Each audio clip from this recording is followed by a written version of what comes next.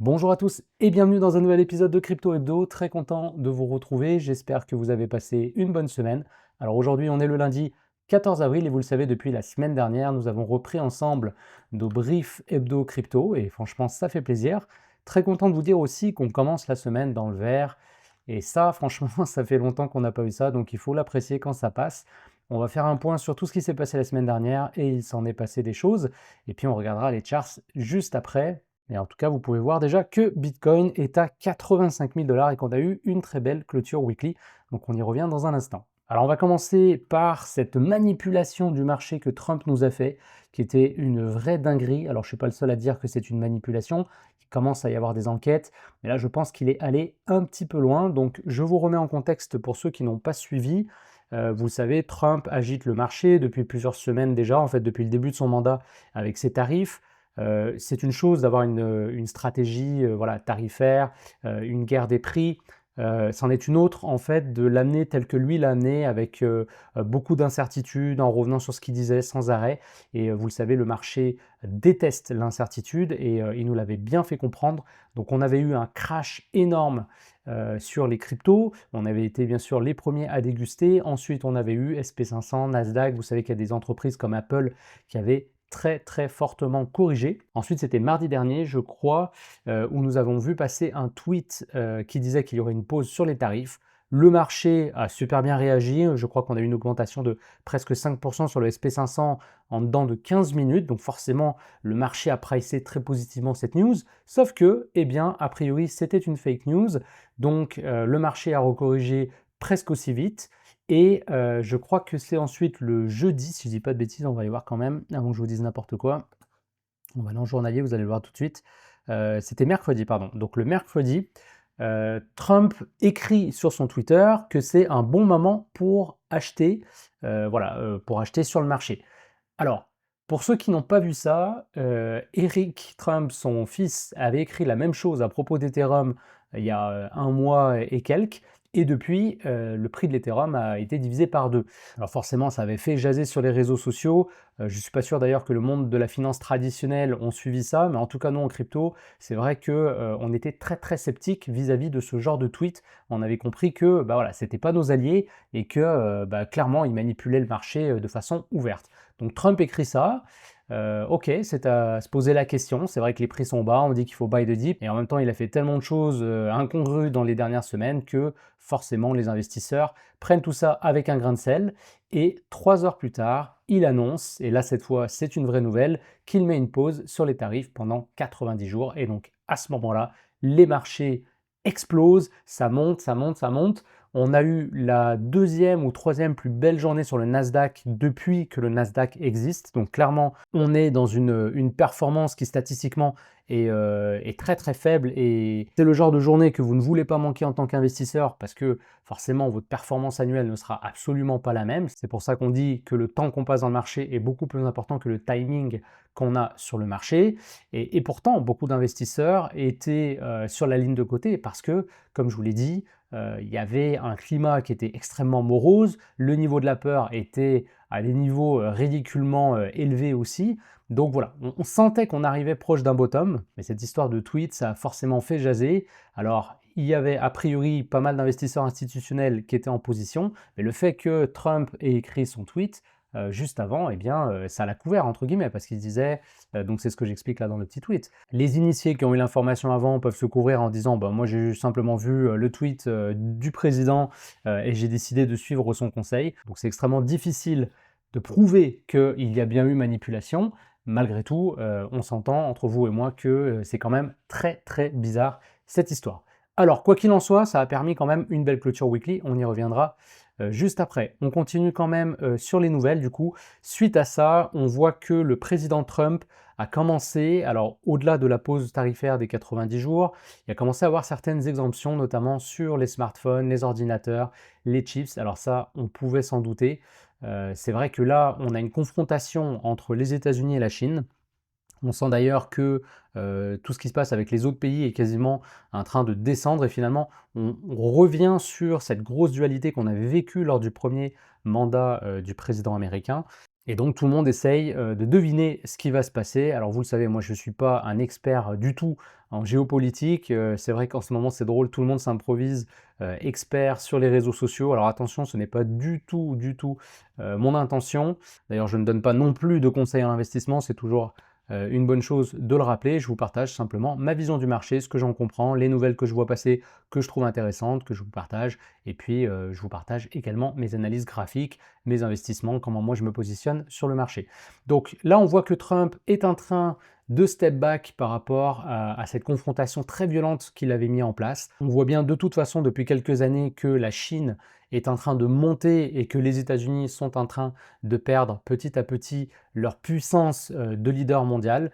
Donc même si Trump veut faire valoir son point, ce sera difficile de faire sans la Chine. Donc on suivra ça, mais c'est déjà des signes que Trump est en train de revenir en arrière. Donc tout ça a été amené de façon assez étrange. Autant au début, on pouvait imaginer que c'était une vraie stratégie de négociation, autant par la suite, il a vraiment donné l'image d'un président qui ne sait pas trop ce qu'il veut, bon, qui a beaucoup d'ego, mais ça on le sait.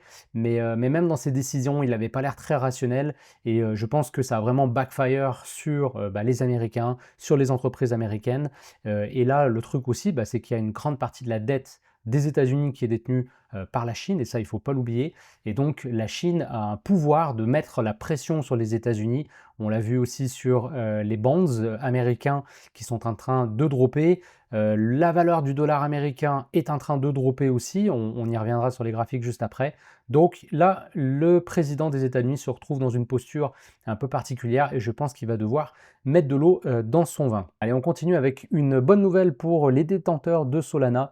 Nous avons assisté la semaine dernière à la plus haute clôture weekly, donc de la paire Solana vis-à-vis de l'Ethereum, et ça depuis le début, hein, le début de l'histoire de Solana. Et donc c'est très très très bullish pour Solana. Par contre, c'est une très mauvaise nouvelle pour Ethereum. Alors on verra, est-ce qu'Ethereum va être capable de revenir? Et c'est vrai qu'on aurait besoin d'Ethereum pour avoir une belle all season, ça je vous le dis depuis plusieurs semaines. On verra ça ensemble sur les graphiques juste après. Alors je termine quand même en parlant de l'éléphant rose dans la pièce. L'éléphant rose, cette semaine, c'est Mantra. Alors Mantra, pour ceux qui ne connaissaient pas, c'était, je dis bien c'était au passé, le plus gros projet RWA de ce cycle-là. On parle d'une capitalisation de plusieurs milliards. Je crois que c'était 6 ou 7 milliards avant dimanche. Et c'est un projet qui avait eu une hausse phénoménale, mais vraiment. Et je vous en avais déjà parlé sur la chaîne, mais je trouvais que cette hausse, elle faisait un peu manipuler parce que il y avait presque pas de dip. Les dips étaient tout le temps rachetés. C'était vraiment une performance presque trop belle pour être vraie entre guillemets. Alors il faut savoir que ce projet était détenu, hein, tous les jetons étaient détenus à 90% par la team. Et ça, on le sait, c'est quand même un red flag. Et quand vous avez une concentration comme ça, mais en même temps, on se disait, bah, c'est pas un petit meme coin, c'est un vrai projet avec un use case, le fameux truc hein, des utility tokens. Et autant on taille les mimes et il y a eu plein de scandales sur les mimes, mais c'est un bon rappel que même sur des projets qui se veulent sérieux, entre guillemets, eh bien, on a les mêmes risques. Vous êtes en crypto-monnaie, c'est un marché qui est dangereux, qui est risqué, où beaucoup d'investisseurs arrivent pour le côté gambling, performance, risque, et ce genre d'événement nous le rappelle bien. Donc on a eu une chute du token de 90% en l'espace de quelques heures, ça a été extrêmement violent, on ira voir le graphique juste après. Alors là pour la blague, vous voyez que malgré cette chute de moins 90%, eh bien on reste sur une performance annuelle de moins 1,18% pour Mantra, et Ethereum en comparaison est à moins 45,03%. Donc même en étant un projet qui a scammé les investisseurs, Mantra garde une performance plus intéressante que celle d'Ethereum depuis un an. Alors ça, c'est juste dingue et je trouve que c'est vraiment le coup de grâce pour Ethereum. Donc, à mon avis, s'il doit y avoir un reverse, ça doit être maintenant parce que c'est fou de se dire que le deuxième plus gros projet crypto, le backbone de la finance décentralisée, le projet sur lequel il y a eu tant de développement, on pense au smart contract, on pense à toutes les technologies de Layer 2. C'est hallucinant de se dire qu'on a fait une moins bonne performance que Mantra, qui est un projet finalement qui a scammé des investisseurs. Je trouve ça complètement dingue. Alors voilà, ça fait le point pour l'actualité. On va voir maintenant les graphiques et on commence par peut-être le marché traditionnel. Je ne sais pas ce que vous en pensez. On va se mettre hop en weekly. Et donc on voit ici cette clôture hein, weekly hallucinante. On est presque venu chercher la moyenne mobile 200 weekly hein, sur le SP500. Donc regardez-moi ça, c'est une hausse de 10% sur le SP500. On a réintégré le nuage du Ichimoku. Donc on a sauvé entre guillemets les meubles. Alors attention, tout n'est pas joué. Hein. Il faudra récupérer certains niveaux avant de dire qu'on est sorti complètement de la panade. Mais c'est vraiment une clôture historique, hein, il ne faut pas avoir peur du mot. Même chose sur le Nasdaq, on le voit d'ailleurs, on ouvre avec un petit gap ce matin. Et là, nous avons une clôture de voilà, 11,44%. Comme je vous le disais, c'est du weekly. Si vous regardez en journalier, là voilà la bougie du mercredi 9 avril. Une bougie, comme je vous le disais, qui est la deuxième ou troisième plus grosse montée de l'indice depuis qu'il existe, tout simplement. Donc voilà. Aujourd'hui, on ouvre dans le vert, donc tout ça est intéressant. Le gold qui continue. Alors le gold, on est à deux doigts de passer en hyper climax run. Donc vous le voyez ici, on était arrivé quand même, si je prends du recul, vous voyez ici qu'on avait un canal ascendant, quelque chose qui ressemblerait à, hop, peut-être ça ici. Et donc là, on arrivait sur un point dur et on aurait dû, a priori, en tout cas, si on voulait une belle tendance qui se poursuit pour le restant de l'année, il aurait fallu voir un gold qui stabilise tranquillement, voire qui corrige un petit peu avant, pourquoi pas, de repartir plus loin. Je vous rappelle quand même que on avait consolidé quand même sur une énorme figure depuis début août 2020. Vous le voyez, cette grande figure de consolidation. On s'était extrait de cette figure au début, on va dire début du mois de mars 2024, et depuis le gold était parti en bull run. Là, le truc avec une bougie comme ça, comme vous voyez, c'est juste hallucinant. Donc, on est venu chercher plus bas au début de la semaine, le mercredi, bam, ça pète. On englobe complètement la bougie rouge de la semaine précédente. On clôture au-dessus de ce canal-là. Donc là, on va voir ce qui se passe. Si le prix réintègre sous le canal, je pense qu'on pourrait avoir la consolidation qu'on voulait. Si on clôture au-dessus, honnêtement, ça veut dire que le gold part en hyper climax run. Et à ce moment-là, il faut comprendre que le prix peut monter très vite, très fort. Il faut comprendre qu'on va vous parler de l'or partout dans les médias dans les prochains jours, les prochaines semaines. Vous n'allez entendre que ça. On va quasiment oublier tout le reste.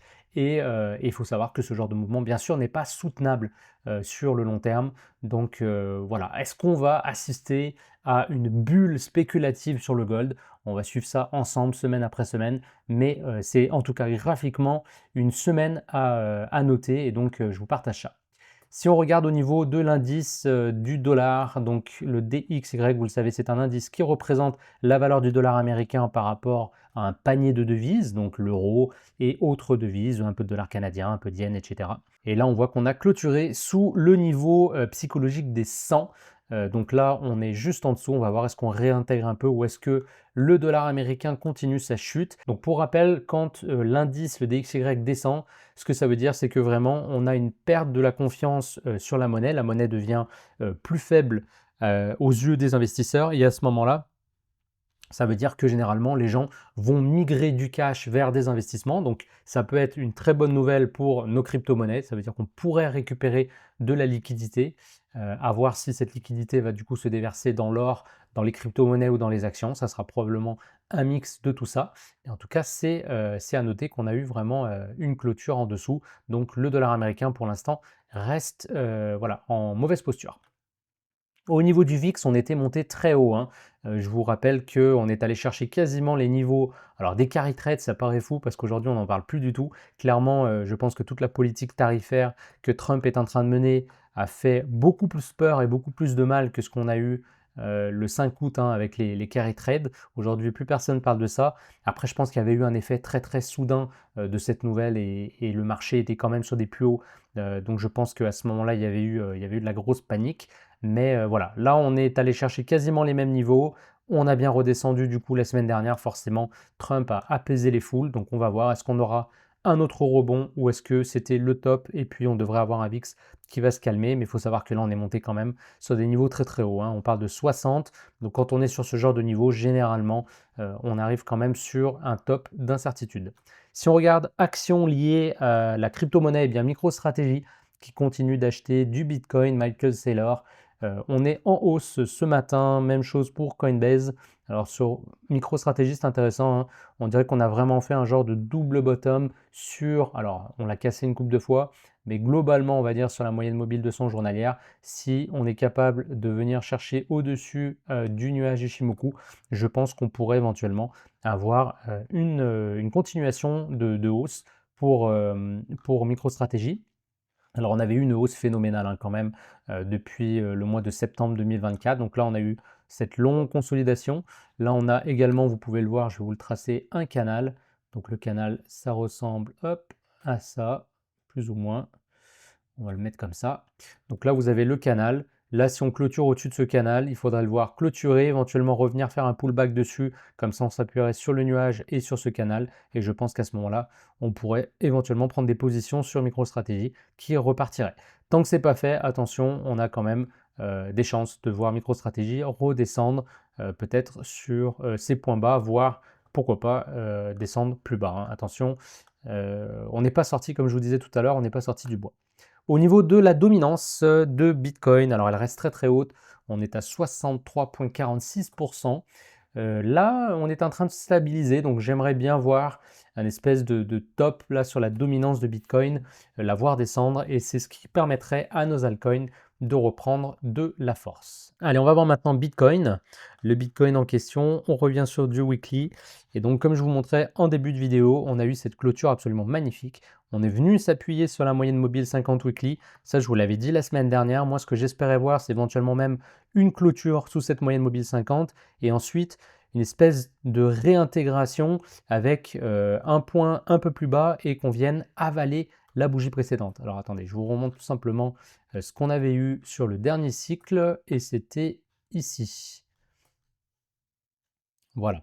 Donc moi, je m'attendais à quelque chose comme ça. Donc on stabilise sur la moyenne mobile 50, on clôture en dessous, éventuellement on réintègre. Donc vous voyez, ce genre de bougie, c'est extrêmement bullish parce que on voit qu'on va chercher plus bas, mais finalement on remonte. Donc graphiquement, ce que ça veut nous dire, eh bien, c'est qu'il y a des gens qui se sont fait piéger ici, les bears hein, typiquement, et on vient clôturer au-dessus non seulement de cette bougie, donc on l'avale complètement, on clôture au-dessus de la moyenne mobile 50 et on commence à avoir des volumes intéressants. C'est ensuite validé la semaine suivante avec un plus haut par rapport à toute cette consolidation.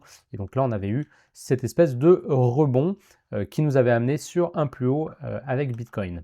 Alors je reviens dans le présent et voilà, on voit cette bougie qui finalement ressemble un petit peu, alors même si on n'a pas clôturé sous la moyenne mobile 50, hein, ce n'était pas non plus une condition obligatoire, mais là on a quelque chose de très intéressant, on est descendu assez bas, on est quasiment venu rechercher le haut de la grande consolidation qu'on avait eue l'été dernier, et là on a bien clôturé au-dessus. Donc voilà, c'est encore une fois très très très positif, on n'est pas sorti du bois, il faut être capable de réintégrer ce range-là. Je pense que globalement, si on arrive à se maintenir au-dessus des 86 000 $, on va avoir quelque chose d'intéressant. Je pense qu'on a des chances de voir un vrai pushback si on va en journalier. On va le voir ici. Là, on est en train de stabiliser sous la moyenne mobile 200 journalière. On voit qu'on a la moyenne mobile 50 journalière. On voit qu'on a le nuage Ichimoku. Donc là, clairement, on est sur un cluster. On est sur un cluster à la fois de résistance. On a comme support seulement cette petite moyenne mobile 20. Voilà, mais on a commencé à tracer quand même un beau niveau de support depuis le mois de février, hein, fin février 2025. Donc là, on est piégé entre les deux. Il faut voir le prix s'extraire, il faut qu'on clôture au-dessus de la 200. Je pense que ça nous donnerait de la force. Et si ensuite on est capable de venir chercher les 92 000 $, alors là, ce serait extrêmement positif. On réintégrerait le range. On aurait validé que ceci, eh bien finalement, c'était un piège baissier et que voilà, éventuellement, le Bitcoin est prêt à repartir.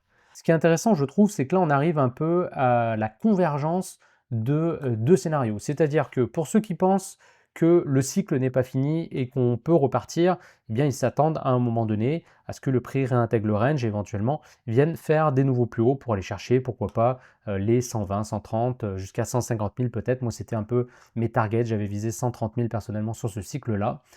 Et donc ça, c'est une première chose. Et le deuxième scénario, eh bien, c'est ceux qui pensent que le cycle est terminé et qu'on va faire un dead cat bounce. Donc, qui dit dead cat bounce, c'est pas ça un dead cat bounce, hein. Un dead cat bounce, c'est vraiment, on remonte, on revient chercher vraiment de l'espoir. Donc, pour aller chercher de l'espoir, il faudrait qu'on remonte quasiment aux 100 000. Et à ce moment-là, eh bien, c'était un piège, on redescend et c'était bien la fin du cycle, on avait fait le top en janvier 2025. Donc ce qui est intéressant, c'est que peu importe ce que vous croyez, si vous êtes sur le premier ou sur le deuxième scénario, eh bien globalement, on est à peu près tous d'accord pour dire que maintenant, ce serait un bon moment pour avoir un espèce de rebond. Et ça, c'est intéressant parce que c'est dans ces moments-là qu'on voit le marché monter parce qu'on a une convergence vraiment d'opinions. Tout le monde s'attend à ce que ça monte, donc tout le monde est beaucoup plus bullish. Là, on commence en plus au niveau macro à avoir voilà, des apaisements. On a une pause de 90 jours, donc on va voir si Trump ne revient pas là-dessus. Mais globalement, on a une fenêtre ici, je pense, pour avoir une remontée, une petite remontada là, du Bitcoin. Donc, on suivra ça, restez prudent malgré tout. On ne part pas sur les effets de levier, vous restez en spot, vous le savez. Et quand vous allez remonter à ces niveaux-là, eh bien, ça sera un bon moment, à mon avis, pour dérisquer. Donc, peut-être sortir votre mise de départ si vous n'aviez pas eu l'occasion de le faire. Peut-être diminuer votre investissement sur la crypto si vous avez très très mal vécu la baisse qu'on a eue dans les derniers mois. Et voilà, ou pour les traders potentiellement, peut-être de reprendre certains paris. En tout cas, on va suivre ça avec beaucoup d'intérêt. Alors Ethereum, l'Ethereum, c'est la déception de ce cycle, hein, je ne vous l'apprends pas. Alors on a eu quand même une belle clôture weekly, alors pas aussi jolie que les autres, mais ce genre de bougie peut marquer potentiellement le début du retournement. Donc tout va dépendre cette semaine, ce qu'on est capable de faire. Si on clôture aller aux environs de 1900 $, je pense que ça sera le bottom pour Ethereum et on sera prêt à éventuellement remonter au-dessus des 2000 $, peut-être revenir chercher le haut. Je vous rappelle qu'on n'a toujours pas fait de nouveau plus haut hein, sur ce cycle. C'est compliqué hein, pour Ethereum, je vous l'ai dit tout à l'heure. Mais là, on était sur un niveau vraiment majeur, hein, c'est le cas de le dire. En fait, c'est l'ATH qu'on était allé chercher en janvier 2018. Donc on est venu, on l'a même enfoncé complètement, mais on a clôturé au-dessus avec un volume quand même significatif, hein. On voit ici qu'on est au-dessus de la moyenne mobile 50. Donc ça veut dire qu'on a eu plus de volume que dans la moyenne des 50 semaines, hein, parce qu'on est en weekly, 50 semaines précédentes. Donc c'est massif, hein, c'est majeur. Donc voilà, à voir ce qui va se passer cette semaine. On commence à avoir un point de retournement, mais tout n'est pas gagné. Solana, par contre, alors là, on le voit, bougie fantastique, pareil, énorme volume supérieur à ce qu'on a eu dans les 50 semaines précédentes. On voit qu'on est venu chercher la moyenne mobile 200 weekly, et ça, c'était un très beau point d'appui. Alors, je vous avais dit la semaine dernière, moi, je m'attendais potentiellement à une montée, hein. On sentait que le marché était en grande crainte, donc j'avais laissé traîner des ordres sur le bas. Tiens, on voit ici que j'avais laissé à 46 $ en me disant, bon, il y a très peu de chances que ça soit touché, mais on ne sait jamais sur un coup de chance, pourquoi pas. Bon, bien sûr, ils n'ont pas été touchés, donc là, je suis obligé de réajuster ma stratégie, parce que là, on a une belle bougie weekly qui vient complètement avaler la semaine précédente, avec cet appui important, et surtout la réintégration de ce range. Je pense que là, pour Solana, c'est très bullish, et on peut s'attendre à voir un prix remonter, à mon avis, au moins jusqu'à la moyenne mobile 50 à court terme, et je pense qu'on peut revenir chercher le niveau des 180-185 $ assez facilement, sans dire forcément, là encore, hein, même chose, qu'on aura un nouveau plus haut sur Solana, même si je pense que c'est tout à fait possible. Je crois que on a droit à un rebond technique vu la baisse qu'on a eu, donc même si c'est un dead cat bounce, en plus on a eu quand même une très belle conso hein, qui avait duré un an sur Solana, de mars à mars, hein, littéralement de 2024 à 2025. Donc là, c'est vraiment juste une petite sortie qui a fait peur à tout le monde et réintégration. Donc ça, c'est super. Ça veut dire qu'il y a des vendeurs qui se sont fait piéger et donc ça peut donner du fuel au prix qui pourrait remonter. Et vu qu'Ethereum est en train, comme je vous disais, de décevoir tout le monde, je pense que Solana est devenu un peu l'investissement refuge pour ceux qui voulaient investir sur un layer 1 voilà, un Ethereum killer pour le coup. Solana a de plus en plus de chances de le faire, quoi. Alors au niveau meme coin, ça continue de s'agiter, vous le savez, Fartcoin qui a explosé. Alors voilà, c'est la blague, Fartcoin. Je pense d'ailleurs que ça a dû aider le fait que le projet a l'air absolument pas sérieux juste de par son nom, sachant que c'était l'actif qui performait le plus dans les dernières semaines, même en considérant hein, toute la finance traditionnelle. Donc c'était vraiment un pied de nez au système. On avait marqué ici une très belle bougie de retournement weekly, hein, là encore. Donc c'était fin mars. Et regardez-moi, cette semaine, on a eu 80%. On est venu chercher 122% sur la semaine dernière. C'est hallucinant. On le voit en journalier ici. On a eu cette consolidation. Alors moi j'avais pris un petit pari ici sur le rebond. Par contre, je vous le dis, je suis sorti beaucoup trop vite, je ne m'attendais pas à ce que ça remonte comme ça. On est venu clôturer au-dessus du nuage journalier. Donc je ne pense pas qu'il faut rentrer forcément sur Fartcoin maintenant. De toute manière, je vous l'ai dit, hein, je ne donne pas de conseils d'investissement. Mais je pense qu'au niveau risk-reward, c'est quand même moins intéressant que ça l'était il y a encore quelques semaines. Par contre, c'est intéressant à suivre parce que ça nous montre un peu le niveau le niveau de risque que le marché est prêt à aller chercher. Donc a suivi PopCat. PopCat, vous le savez, je vous en avais déjà parlé plutôt au milieu du cycle. Et PopCat s'était fait complètement exploser. C'était juste hallucinant. Regardez les volumes qui ont augmenté hein, depuis le mois de février. Là encore, c'est dingue. On est là sur l'exchange KuCoin pour l'affichage. Donc PopCat est toujours pas listé hein, sur Binance. Et on voit là qu'on a eu une montée complètement dingue. En journalier, en fait, on a fait 114% en 4 jours. Globalement en 3 jours même, puisque là il y a eu un petit jour de pause, donc si on va voir en weekly. Donc c'était assez similaire à Fartcoin au niveau de la performance, bougie weekly complètement dingue, et on voit que là, début de semaine, ça y est, ça attaque fort, on est déjà à 12% aujourd'hui, donc on va voir comment ça se poursuit.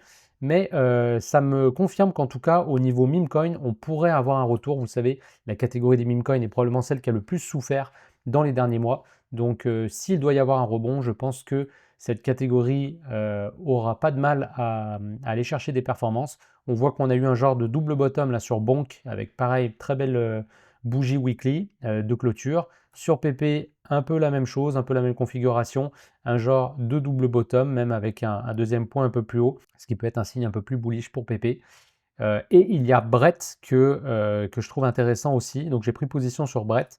On va voir ce qui se passe. Aujourd'hui, ça se passe plutôt bien. On est à 11%.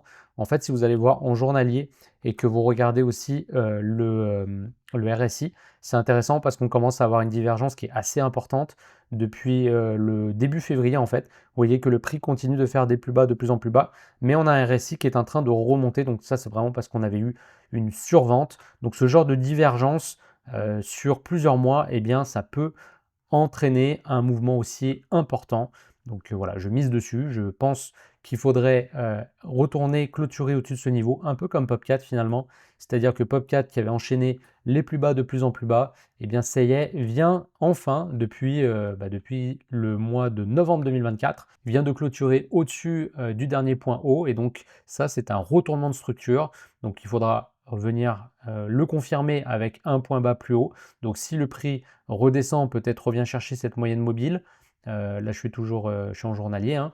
Donc si on redescend ici et qu'ensuite on remonte, là clairement on aura eu ce retournement de structure et donc là on pourra repartir sur une belle tendance haussière pour PopCat. Donc c'est un peu le même genre de choses que je recherche sur les autres meme coins. Donc là on voit, c'est pas encore le cas, mais donc ça peut donner des objectifs de prix. Là j'ai un premier objectif de prix à 0.046 qui est une résistance importante. Ensuite, je m'attendrai potentiellement à un pullback et pourquoi pas un retour à des niveaux plus raisonnables, hein, parce que là, vraiment, Brett s'était fait complètement dérouiller depuis, hop, si on prend le plus haut, on a eu quand même une baisse de 90%. Donc voilà, il y a de la marge, on peut remonter. Je vous rappelle que Brett, c'est la mascotte de Coinbase. Coinbase qui est vraiment l'exchange qui est en train de plus en plus de démocratiser la crypto-monnaie. On a aussi donc Base qui est le layer 2 d'Ethereum qui fonctionne le mieux hein, en termes de métriques. Donc ça commence à faire beaucoup. Et puis Brett est un peu une évidence si on fait un pari sur cet écosystème. Il n'y a pas 15 000 meme coins comme on peut avoir des fois sur PP ou sur Solana. Surtout sur Solana, on avait eu tellement de meme coins que c'était dur de savoir lequel allait dominer. Il semblerait que ce soit Bonk, là, a priori, qui reprend sa place de leader devant WIF et PopCat, etc. Même si vous voyez que PopCat est en train là, de montrer des signes de force. PP reste, à mon avis, le meme coin évident de ce cycle-là. Alors, on n'a toujours pas rattrapé Shiba, mais je pense que c'est quelque chose qui pourrait potentiellement encore arriver si le cycle n'est pas terminé déjà, et puis si on est capable de revenir chercher peut-être vers la moyenne mobile de 100. Voilà, consolider un petit peu et là, pourquoi pas revenir chercher des ATH pour PP, mais là je prends beaucoup d'avance dans ce que je vous dis, on n'y est pas encore, hein, attention. Et puis, dernière chose, je vous partage RSR également.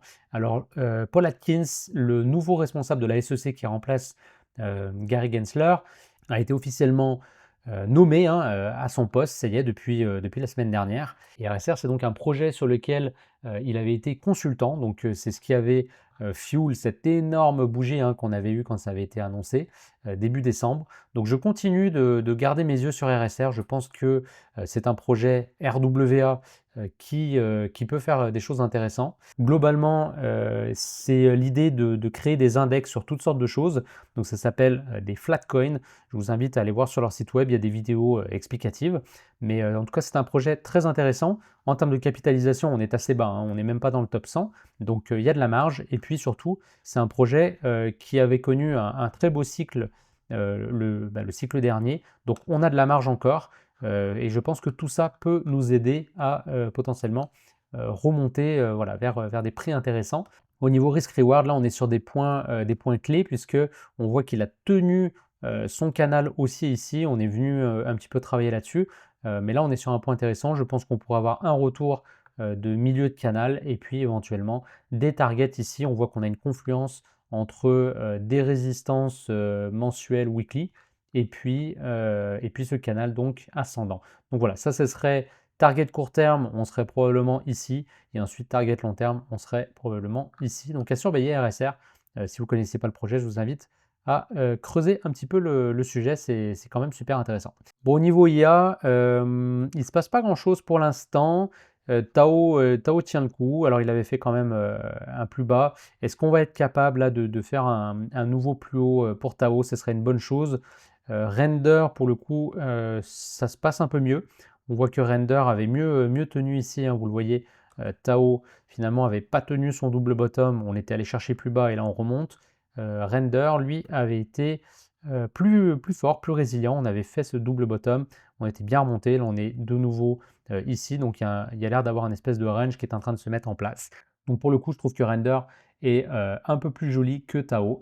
Malgré tout, c'est les deux projets à suivre là si vous voulez vous exposer en intelligence artificielle. Et il y a FetchAI qu'il ne faut pas oublier quand même si le projet, je le trouve moins intéressant hein, depuis qu'il y a eu cette intégration avec d'autres projets. La tokenomique n'était pas claire. Pareil, de l'incertitude. Les investisseurs n'aiment pas, donc j'avais mis le projet un peu de côté.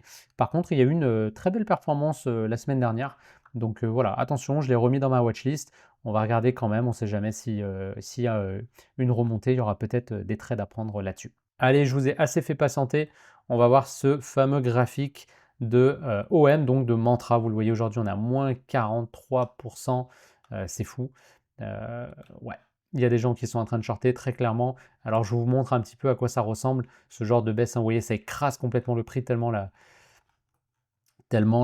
baisse est importante. Donc vous voyez, voilà, ça ressemble à ça. Donc là, vous avez votre petit graphique, tout se passe bien. Vous avez regardez par contre quand même les volumes qui étaient en train d'augmenter.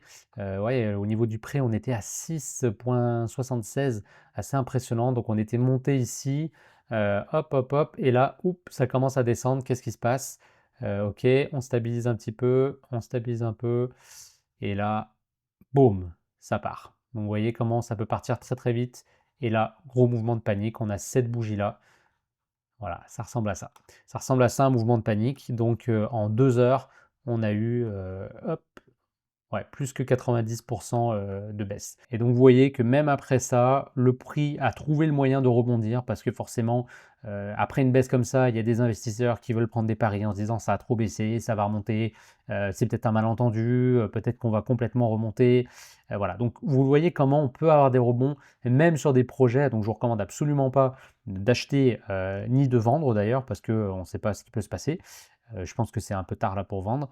Bah, à voir, en tout cas avec un money management, pourquoi pas. Mais voilà, en tout cas, ça vous montre que mécaniquement, le prix doit remonter. C'est ce que je vous disais tout à l'heure sur Bitcoin, sur Ethereum, etc. À un moment donné, le prix ne peut pas faire que descendre.